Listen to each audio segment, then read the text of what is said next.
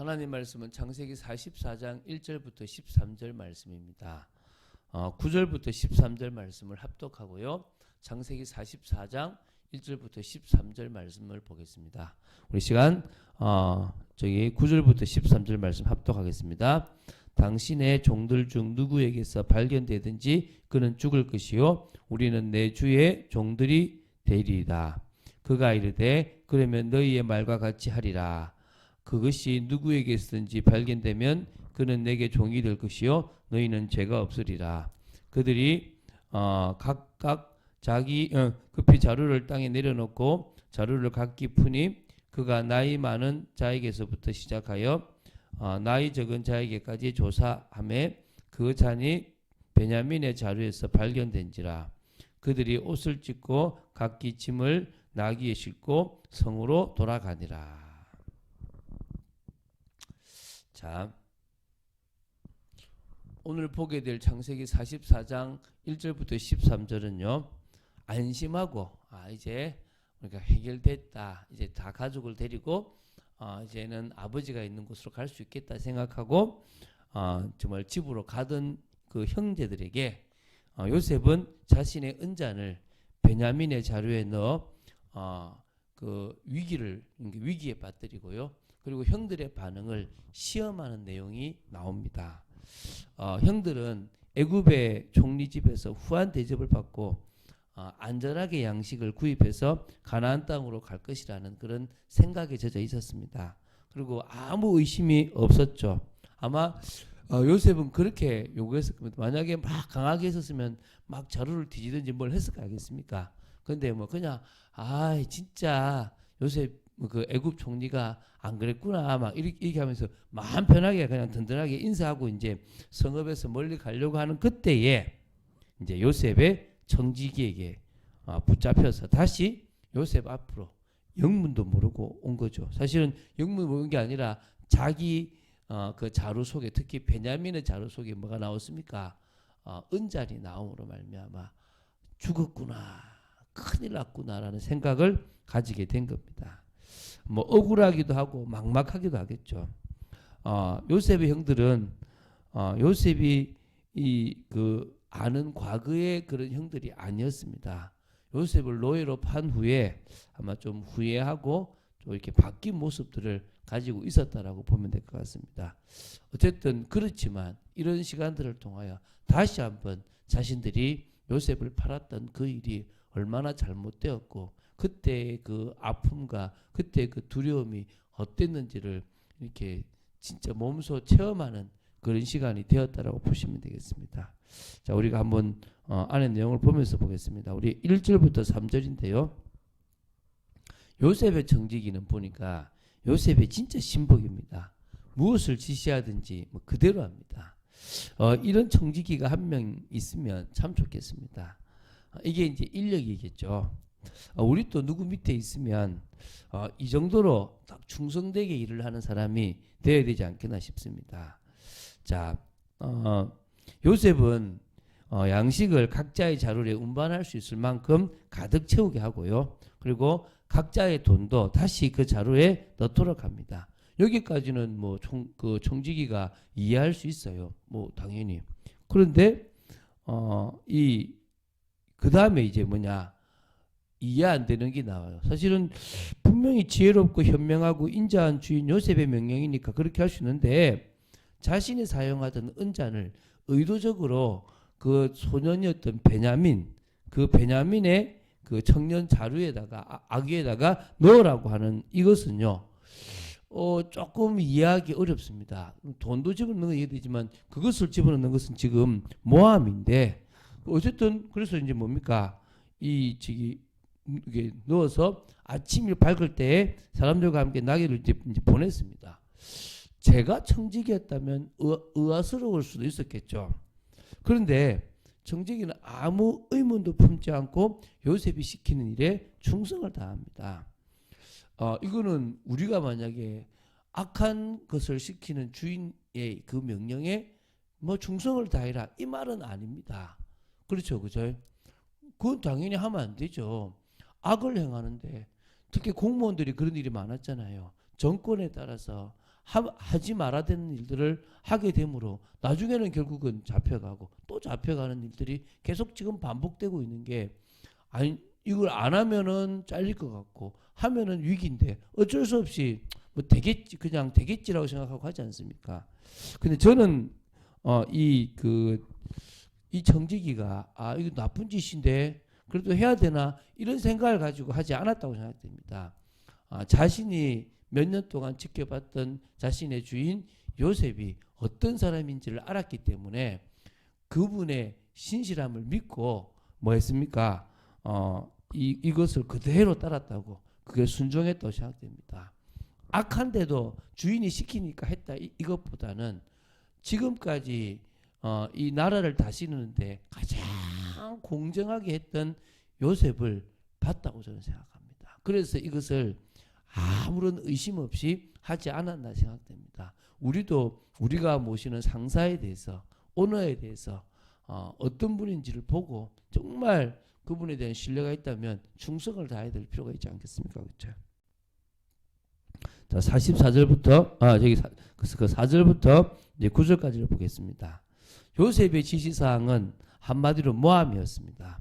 요셉의 정직이는 정말 이 모함을 아주 잘하고 있습니다.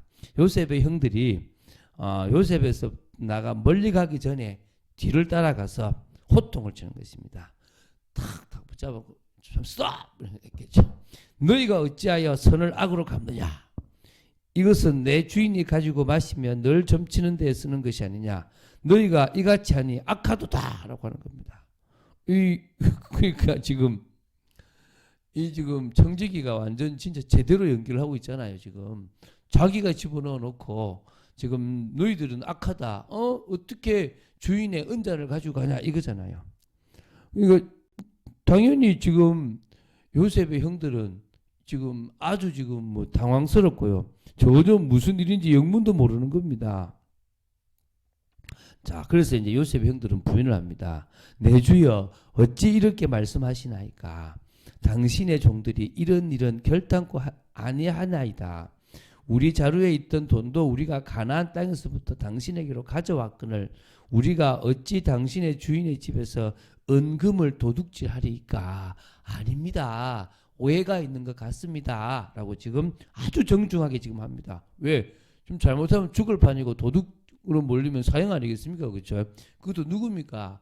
총리의 지금 집에 그 도둑질했다 그러면 끝나는 겁니다. 자, 이제 더 강하게 하려고 지금 9절에 이제 무슨 말이냐면 당신의 종들 중 누구에게서 발견되든지 그는 죽을 것이고 그 외에 우리는 내 주의 종들이 되겠습니다. 확신한 거죠. 지금 11명이 갔는데 11명 중에 나온다면 그 사람은 죽고 10명은 종 될게요. 얘기하는, 왜? 자신들은 그렇게 한 적이 없어요. 그거에 대한 믿음이, 확실하게 결백을 지금 주장하는 겁니다. 이제 10절부터 12절입니다. 정직이는 능청스럽게 이제 확인을 해보자고 합니다. 자, 그러면 너희의 말과 같이 하겠다. 그것이 누구에게서인지 발견되면 그는 내게 종이 될 것이요 너희는 죄가 없다. 지금 이제 오히려 정직이는 그러죠. 자, 11명 중에 발견되는 사람만 죄인이고 10명은 죄 없다. 네, 용서해 줄게. 오히려 더 관대해 보입니다. 그죠? 근데 이미 지금 누구를 겨냥했습니까? 베냐민을 겨냥했어요.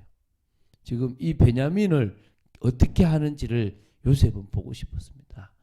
과거 자신을 팔았던 그 모습처럼, 그래, 뭐 우리 같은 배도 아닌데 그냥 죽여버려 놔두고 가자라고 할 것인지, 아니면 정말 다른 모습을 보일지 보고 싶었던 것입니다. 자, 이제 각각의 자료를 풀기 시작합니다. 일부러 나이 많은 사람들부터 시작해가지고 나이가 적은 사람까지 쭉 조사합니다. 이 진짜 청지기는 정말 제대로 연기를 잘한 것 같아요. 딱 이 요셉의 은자는 베냐민의 자루에서 발견이 되었습니다. 당연한 것이죠. 청지기가 몰래 집어넣었고 그렇게 지금 유도를 했으니까. 자, 이제 이 너무 참담한 일입니다. 너무나 참담하고 이제 일어나지 말아야 될 일이 일어난 겁니다. 절대 일어나지 않아야 될 일이 일어난 겁니다. 자기 아버지의 아픔을 봤어요. 요셉을 떠나보내고 나서 거의 모든 정말 인생을 상실했던 아버지의 모습을 봤단 말입니다. 이제 저 동생마저 죽어버리면 정말 끝날 것 같은 그런 것들, 또 자신들이 요셉에게 했던 잘못이 또 한 번 더 해야 되냐라는 그런 또 이런 여러 가지 갈등들이 있습니다. 이제 각기 짐을 다 나귀에 싣고 성으로 돌아옵니다. 얼마나 제가 이때는요 기도가 되지 않았겠습니까? 그렇게 하나님을 믿지 않았던 그들이지만 자신들이 그래도 아버지로부터 할아버지로부터 알았던 그 누구요? 그 하나님에 대해서 기도했을 것입니다. 아버지, 하나님, 하나님 기도를 했을 것입니다. 이건 지금 물론 그거는 그냥 말 그대로 그냥 푸념일 수도 있을 수 있겠지만 어쨌든 지금 자기들은 간절합니다. 누구보다도 이 문제를 해결하지 않으면 안 되는 상황입니다. 비로소 이제 요셉의 심정을 보게 됩니다. 누군가는 죽어야 하고 또 그 외에 누군가는 종이 되어야 합니다. 요셉은 죽을 뻔했고 또 요셉은 노예로 끌려갔습니다.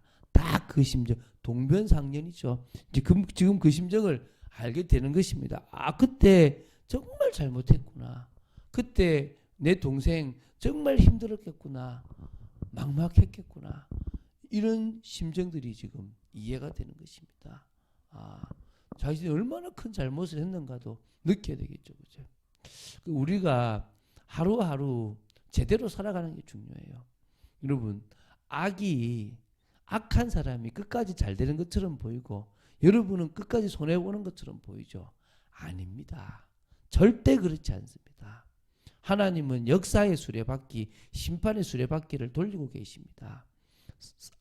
참고 선을 행한 자에게는 하나님은 영생으로, 악을 행하고 또 불의를 행한 자에게는 영벌의 시간표를 하나님은 허락하십니다. 그거는요 하나님이 만드신 섭리입니다. 거기에 예수 그리스도를 믿음으로 말미암아 선을 행한 것과 똑같은 그런 의가 나오게 되는 게 이 복음이라는 거겠죠. 자, 우리는요 다니엘처럼 이 시대에 우리의 삶뿐만 아니라 우리가 가야 될 모든 것에 대해서 담났으면 좋겠습니다. 여러분 잘 생각해 보십시오. 여러분은 정말 주님을 위해서 살아갑니까? 여러분을 위해서 살아갑니까? 쉽게 생각해 보십시오. 여러분이 회사를 다닙니다. 여러분이 회사에 집중하는 것은 회사를 위해서 살아가는 것입니다. 회사를 위해서 살아가면서 나를 챙기면 나를 위해서 살아가는 겁니다. 동일하게 여러분이 신앙생활하고 열심히 합니다. 근데 그 중심에 누가 있습니까? 그게 여러분입니다. 하나님은요 안 속습니다. 여러분이 그 모든 것을 볼 수 있는 눈이 열리고 지혜가 있게 되기를 주 예수 그리스도 이름으로 축원드립니다. 주는 그리스도시요 살아계신 하나님의 아들이심을 고백합니다. 저희들이 회사 일도 해야 되고 저희들의 일도 해야 되고 여러 가지도 해야 되지만 저희들의 중심에 주님의 은혜와 사랑이 가득하고 주님에 대한 믿음이 가득하기를 간절히 소원하며 그리고 결단하여 주님이 원하시는 인생을 살아가기를 간절히 소원합니다. 지켜주시고 역사하여 주시옵소서. 주 예수 그리스도 이름으로 기도드립니다. 아멘.